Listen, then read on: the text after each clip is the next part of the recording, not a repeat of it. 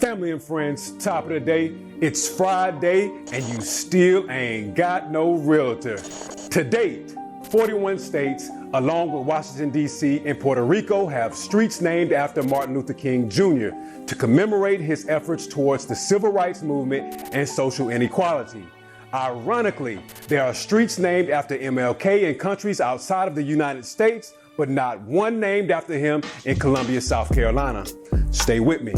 Most recently, in Atlanta Black Crackers and many of my other videos, I referenced the Great Depression. I'll expand on this troubling time for the U.S. in videos to come, but the key takeaway is to understand that we were in one of the most detrimental economic positions in history. Since home ownership is the driving force to wealth and prosperity, the government created the National Housing Act of 1934 in response to this crisis. This act introduced the 30-year mortgage and low interest rates on borrowing for home ownership. To protect lenders from defaulting borrowers, residential security maps were created to identify which areas within a city were safe to provide lending. Let me provide an overtone to this undertone of housing segregation. Cities and towns across the U.S. were studied to conclude that schools, health, wealth, and policing would be the dividing factors. This said, residential security maps were divided into 4 demographics that were color-coded.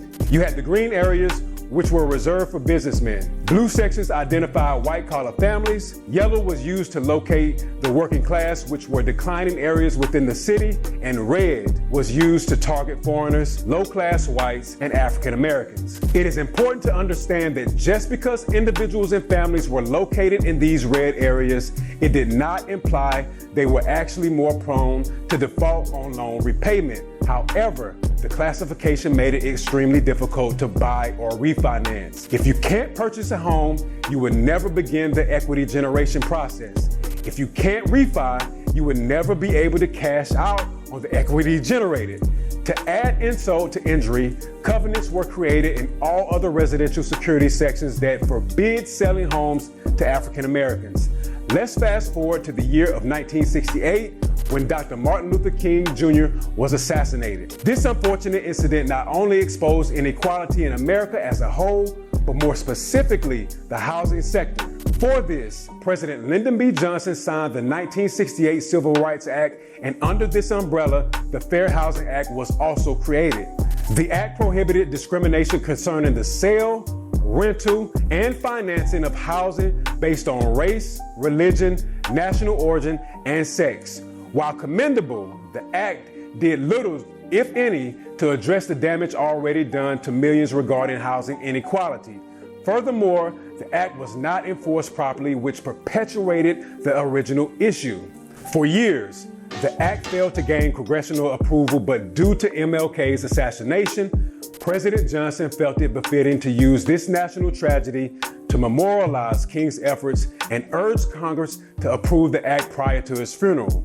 Don't be fooled, the government can act swiftly under the right conditions. If King's efforts were to be memorialized, why doesn't every state have a street named after him?